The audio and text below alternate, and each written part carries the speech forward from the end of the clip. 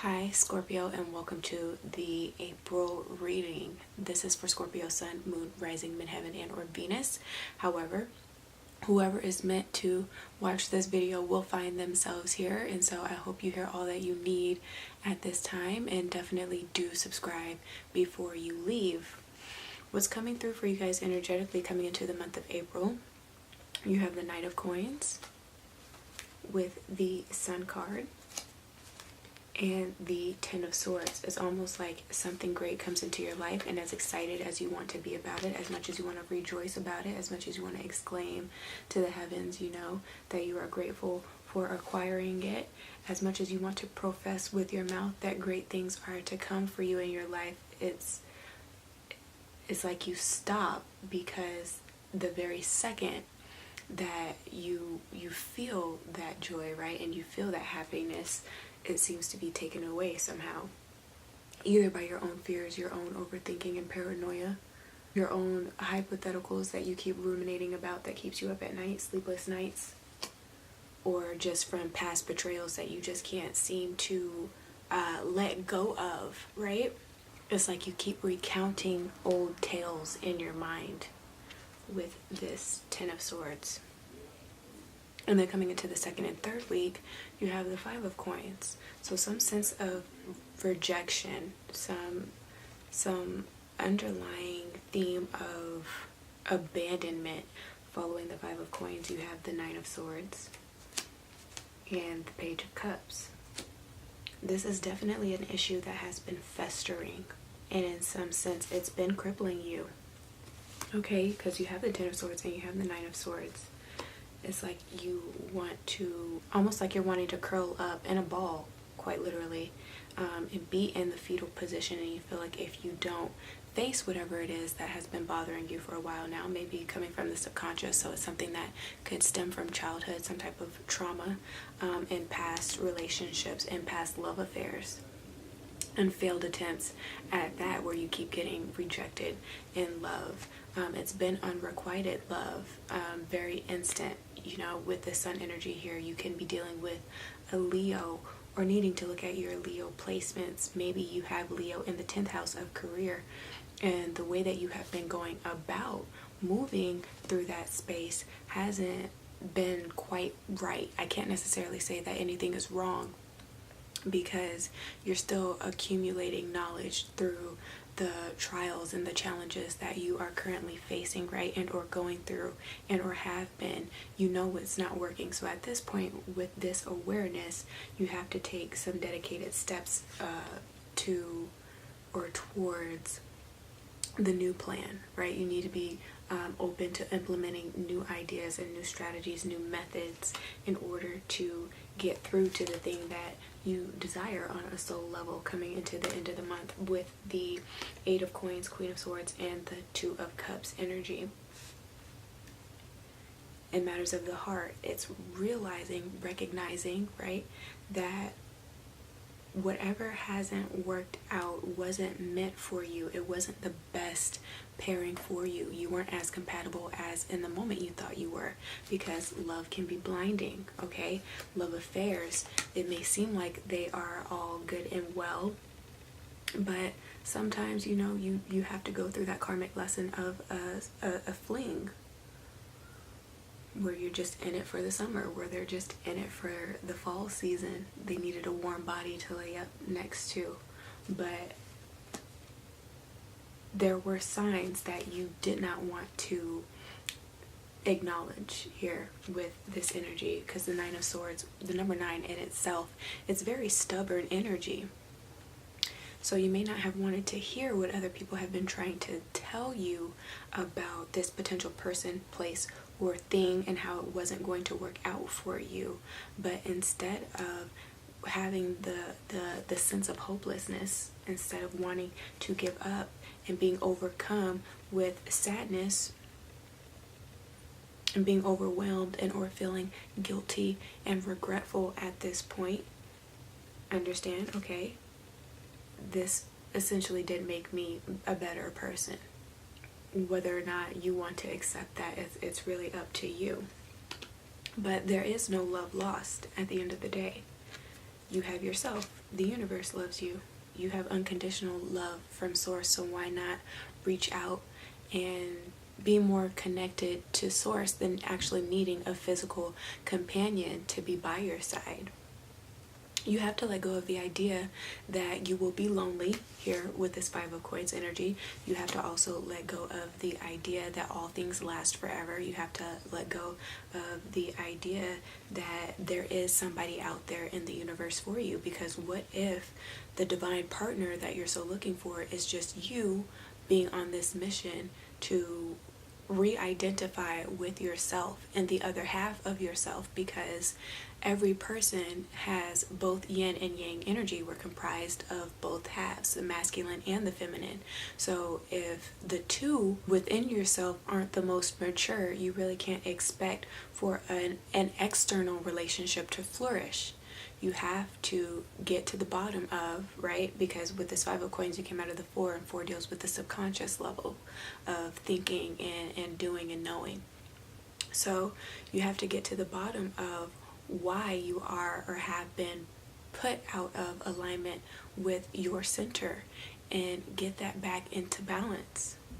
If you can't make sound decisions on your own, if you can't be direct enough towards the things that are appropriate for you to be assertive with, like with career and negotiating your worth, right? And not allowing for somebody else to belittle you without berating them as well, though, without using profane language. There is a very skillful way that you can communicate your dissatisfaction with somebody overstepping a boundary. But if you don't stick up for yourself and you don't utilize those attributes of masculine energy, right, of coming into your own sense of identity and personal power and having confidence as far as being able to provide for yourself. Don't wait for somebody else to go out and buy you some drawers if you know you need some clean panties. You know what I'm saying? Every 3 to 6 months, you should be letting go of old and allowing for new into your life. You know, you shouldn't have to wait for somebody to tell you that when you brush your teeth, you should also brush your tongue. Hygiene should already be something that is important to you. You should already be an organized individual and know how to cook a meal for yourself, whether it be straight from the box or whether you can make things from scratch. If you were to play into your creativity, which would then be that feminine aspect of who you are, as well as, again, personal hygiene is concerned and looking after yourself as far as being compassionate and being an understanding figure and showing love and being kind without sacrificing self and being nice to the point where you're being taken advantage of, instead of waiting for somebody to come into your life to kind of play that mother figure or father figure for you, whatever you feel like you didn't have or have a lack thereof. You shouldn't wait for somebody else to do that for you. You should already be a well-rounded individual in that aspect of self and being able to look after yourself, where the person that comes into your life is a compliment to you and not like a carry-on. I don't know why I'm getting that image and that example, but somebody that you absolutely have to have around you at all times because you don't know how else you would survive without them. Let go of the ideology, again, that you will ever meet your counterpart, and instead put your focus on the things that are actually still working for you. If career is going well, or if right now the focus needs to be you changing careers and getting ready for that transition and what that will bring into your life. Again, you're always going through a constant state of death and rebirth, right? Regeneration. Anything involving relationships or anything involving business is a gamble. It's a risk, but you're learning to be a little bit more calculated, more so than ever before. Some of you guys are really trying to showcase another persona. You're trying to present another facet of your personality, and there might be some fear surrounding that because you guys are labeled as the mysterious type, the ones to keep everything to themselves. But in the month of April, you're really living in the vibrancy of Aries season. And you're feeling really sensual. You're feeling really connected to the divine god or goddess that resides within. As we are the breath of the universe, is right. We are comprised of the particles that the galaxy is made out of, right? We are stars.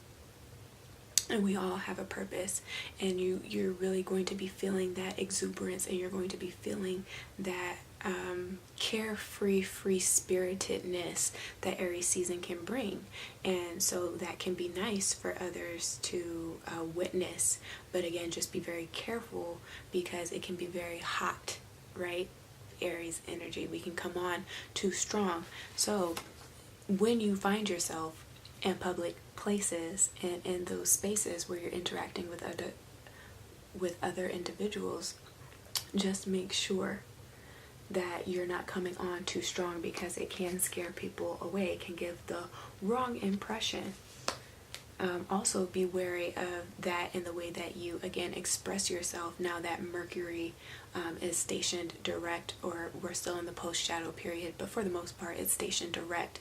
And so now you may have a whole lot to say. Maybe you were a little bit more reserved through Pisces season, and just getting through that month with all the other responsibilities you had to take care of, and all the other mishaps you experienced with potentially technology or just any other form of communication.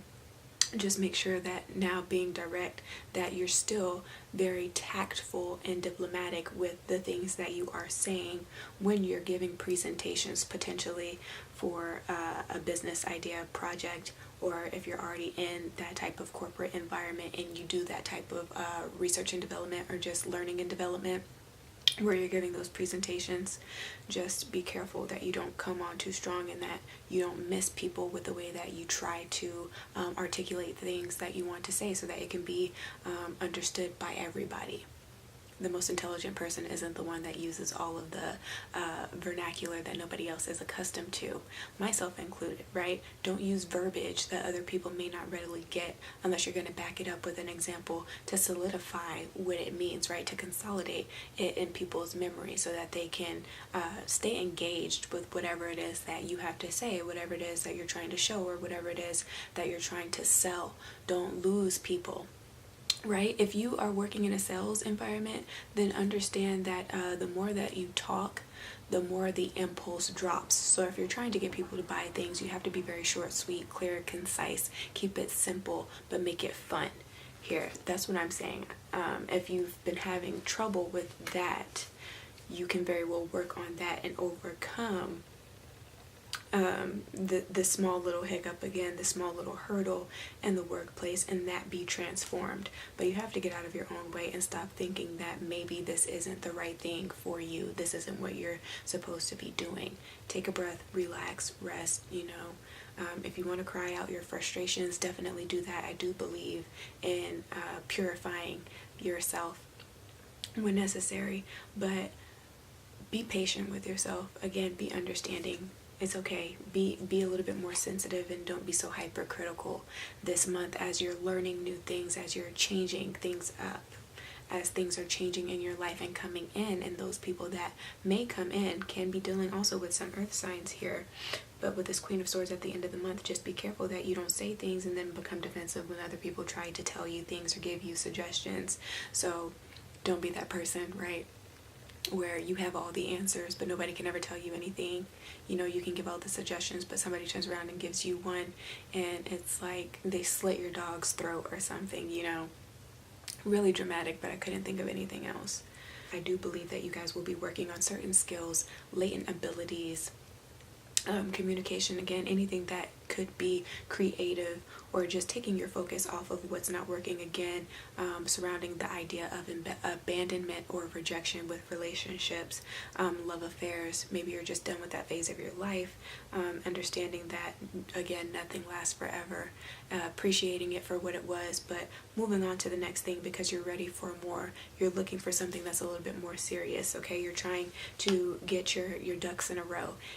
As far as chakras are concerned, your root chakra, sacral, solar plexus, heart chakra, third eye, crown, get all of them into alignment this month.